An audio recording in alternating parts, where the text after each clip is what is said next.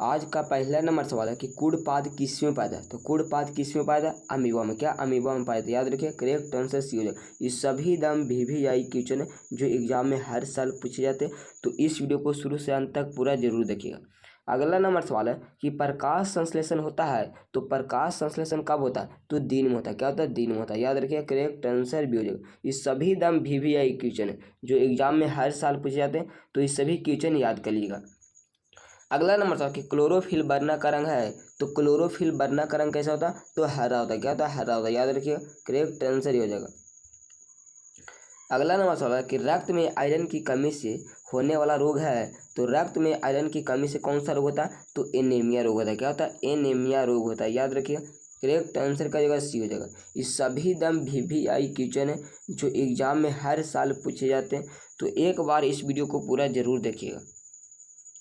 अगला नंबर सवाल कि कवक में पोषण की कौन सी विधि है। तो कवक में पोषण की कौन सी विधि होता है? तो मृतजीवी होता है। क्या होता है? मृतजीवी होता है। करेक्ट आंसर का जगह बी हो जाएगा। अगला नंबर कि ऑक्सिन है। तो ऑक्सिन क्या? एक हार्मोन है। क्या? हार्मोन है। याद रखिए, करेक्ट आंसर का जगह सी हो जाएगा। अगला नंबर सवाल है कि मनुष्य में वृक्क संबंधित है। तो मनुष्य में वृक्क किससे संबंधित होता? तो उत्सर्जन से। क्या? उत्सर्जन से। याद रखिए, करेक्ट आंसर का जगह सी। ये सभी दाम VVI क्वेश्चन है जो एग्जाम में हर साल पूछे जाते हैं। तो याद रखिएगा, एग्जाम के लिए बहुत ज़्यादा इंपॉर्टेंट सवाल है। अगला नंबर सवाल कि मनुष्य में वृक्क संबंधित है। ये रिपीट सवाल है, इसका आंसर आप लोग कॉमेंट बॉक्स में दीजिएगा।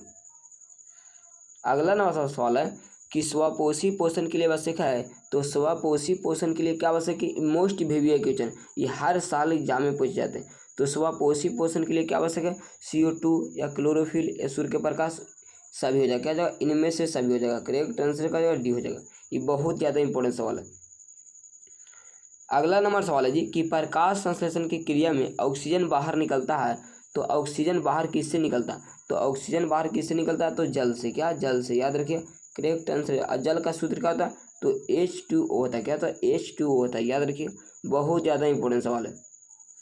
अगला नंबर सवाल कि मैग्नीशियम पाया जाता है। तो मैग्नीशियम किस में पाया जाता है? Mg किस में पाया जाता है? तो मैग्नीशियम किस में पाया? तो क्लोरोफिल में। क्या? क्लोरोफिल में पाया जाता है। याद रखिए, करेक्ट आंसर हो जाएगा। सभी दम VVI क्वेश्चन है जो एग्जाम में हर साल पूछे जाते हैं। अगला नंबर सवाल कि मनुष्य में प्रमुख उत्सर्जी अंग है। तो प्रमुख उत्सर्जी अंग कौन होता है? तो वृक्क होता है। क्या होता है? वृक्क होता है। करेक्ट आंसर का ये बहुत ज़्यादा इंपॉर्टेंट सवाल है, इससे आप लोग याद रखिएगा, बहुत ज़्यादा इंपॉर्टेंट सवाल है।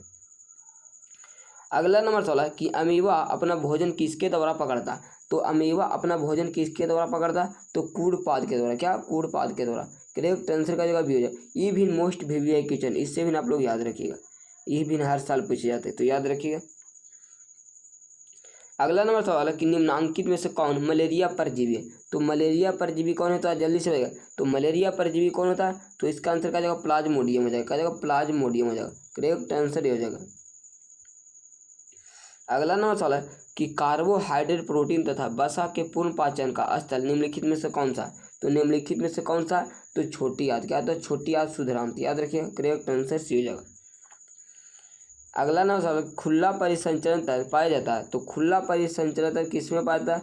तो किस में पाया जाता है? कॉकरोच में। क्या? कॉकरोच में। करेक्ट आंसर का सी हो जाएगा। अगला नंबर सवाल है कि हमारे शरीर में कौन सा हार्मोन कार्बोहाइड्रेट और प्रोटीन तथा वसा के उपापचय में नियंत्रण करता है? तो कौन करता है? इसका आंसर जल्दी से, इसका आंसर क्या आ जाएगा? तो इसका आंसर क्या आ जाएगा? थायरोक्सिन। क्या? थायरोक्सिन करता है। याद रखिए, करेक्ट आंसर भी हो जाएगा। ये सभी दम VVI क्वेश्चन है, तो याद रखिएगा। अगला नंबर सवाल है कि इनमें से किसकी उपस्थिति के कारण रक्त लाल दिखाई देता है? किसके कारण रक्त लाल दिखाई देता है? तो हीमोग्लोबिन। क्या? हीमोग्लोबिन के कारण। क्या हो जाएगा जी?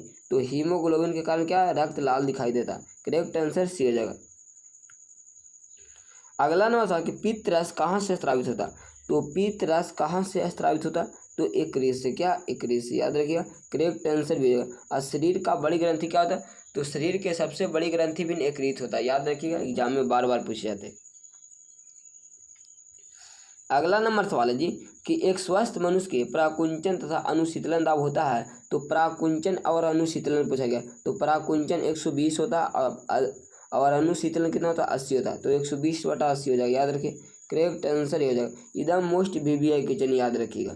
एग्जाम में आप लोग का 2025 में पूछा जाएगा, याद रखिएगा।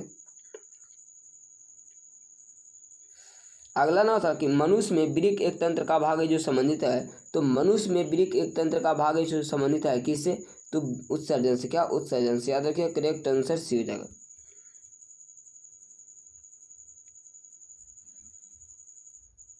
अगला नंबर था कि सिरका में कौन सा अम्ल पाया जाता है। तो सिरका में कौन सा अम्ल पाया जाता है, और इसका आंसर आप लोग कमेंट बॉक्स में दीजिएगा। तो आप लोग का वीडियो कैसा लगा आप लोग कमेंट बॉक्स में देगा। वीडियो को अपने दोस्तों के पास ज़्यादा से ज़्यादा शेयर कीजिएगा। तो आज के लिए इतना ही। जय हिंद, वंदे मातरम।